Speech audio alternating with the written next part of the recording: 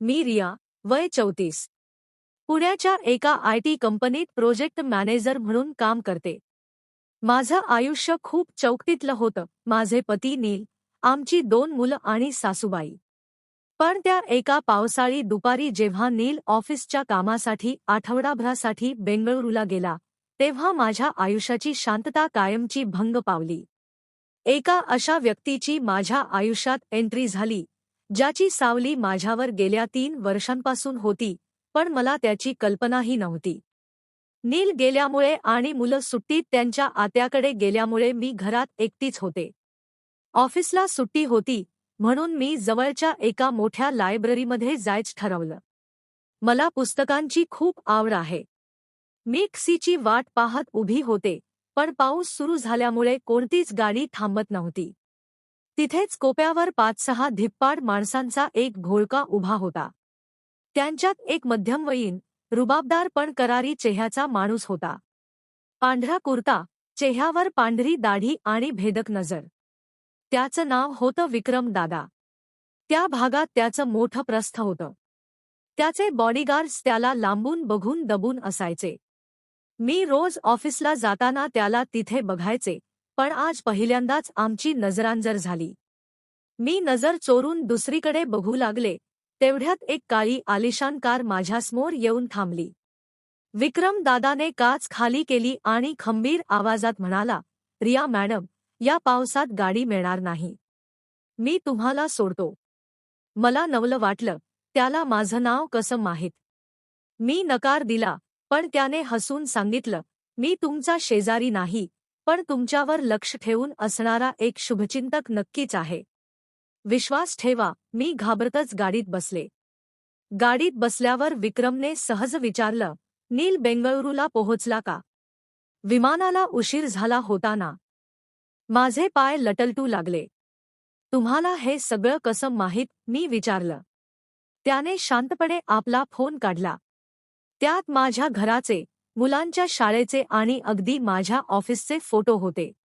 तो म्हणाला, "गेल्या 3 वर्षांपासून मी तुला रोज बघतोय. तू कधी हसतेस, कधी चिडतेस, हे सगळं मला पाठ आहे. तुझा पती तुझ्यासाठी वेळ काढत नाही, पण मी या एका भेटीसाठी 3 वर्ष वाट पाहिली आहे." माझ्या गळ्यात अन्नाचा घास अडकावा तसं झालं. "माझं लग्न झालंय, मला मुलं आहेत. प्लीज, मला त्रास देऊ नका," मी कळवळून सांगितलं.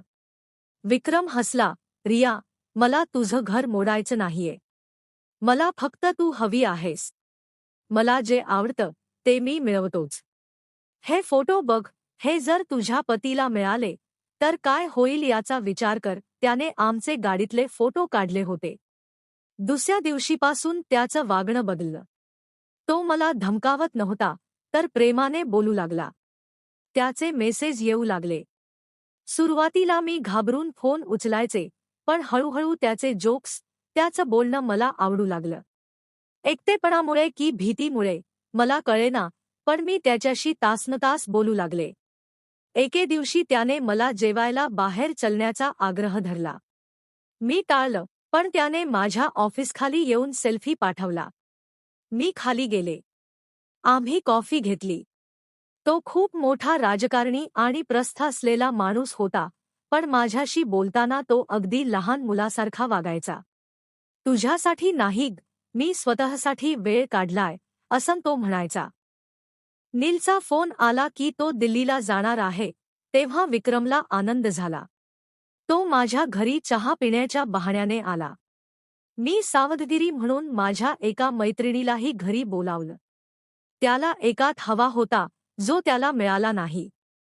तो गेल्यावर त्याचा मेसेज आला, "हुशार आहेस रिया, पण किती दिवस पळणार?" त्या रात्री मी बेडवर पडून त्याच्याशी बोलत होते. नीलचा विसर पडला होता. मला नीलच्या स्पर्शातही विक्रमचा भास होऊ लागला. हे चुकीचं होतं, हे मला माहीत होतं, पण विक्रमने निर्माण केलेल्या त्या चक्रव्यूहात मी गुरफटत चालले होते. शेवटी त्याने मला एका मोठ्या डिनरसाठी विचारलं.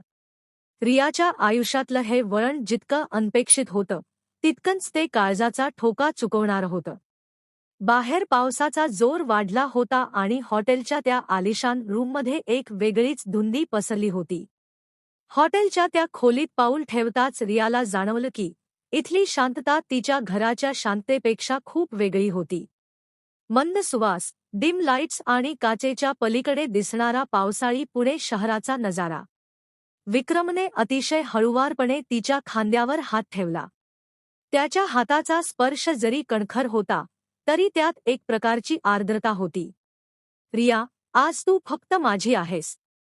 कोणत्याही भीतीशिवाय विक्रमचा तो खोल आवाज तिच्या कानात गुंजला. रियाचे डोळे आपोआप मिटले गेले. इतकी वर्ष चौकटीत जगलेल्या रियाला आज त्या चौकटी गळून पडताना जाणवत होत्या. विक्रमने तिच्या केसांच्या बटा कानामागे सारल्या आणि तिच्या कपाळावर एक हळूवार चुंबन घेतलं. त्याच्या दाढीचा तो रखरखीत स्पर्श आणि त्याच्या परफ्यूमचा उग्रपण मोहक वास तिला एका वेगळ्याच विश्वात घेऊन गेला. हळूहळू त्यांच्यातील अंतर कमी होत गेलं. विक्रमने तिला जवळ ओढलं तेव्हा तिच्या मनातील दहशतीची जागा एका अनामिक ओढीने घेतली होती. त्याच्या मिठीत एक अशी ऊब होती जी तिला नीलच्या मिठीत कधीच जाणवली नव्हती. त्याने तिचे हात आपल्या हातात घेतले. त्याचे हात मोठे आणि संरक्षण देणारे होते. त्यांच्या श्वासांची गती वाढली होती. बाहेर कोसळणाऱ्या पावसाच्या आवाजासोबतच खोलीतलं वातावरण अधिकच उबदार होत गेलं. विक्रमने ज्या पद्धतीने तिच्याकडे पाहिलं, त्यात फक्त ताकद नव्हती, तर एक प्रकारची आर्तता होती. जणू तो खरोखरच या क्षणाची 3 वर्ष वाट पाहत होता. तिने स्वतःला पूर्णपणे त्याच्या स्वाधीन केलं. तिला माहीत होतं की हे चुकीचं आहे, पण त्या क्षणी तिला फक्त विक्रमचा तो स्पर्श आणि त्याने दिलेलं विशेष असण्याचं फिलिंग हवं होतं. तो गुन्हेगारी जगताचा राजा असेलही, पण रियासाठी तो त्या रात्री तिचा सर्वस्व होता. एका प्रतिष्ठित स्त्रीच्या मनाचा बांधा आज त्या पावसाळी रात्रीत पूर्णपणे फुटला होता आणि ती त्या प्रवाहाच्या ओघात स्वतःला वाहून देत होती. पुढील भागासाठी पार्ट 2 अशी कमेंट करा.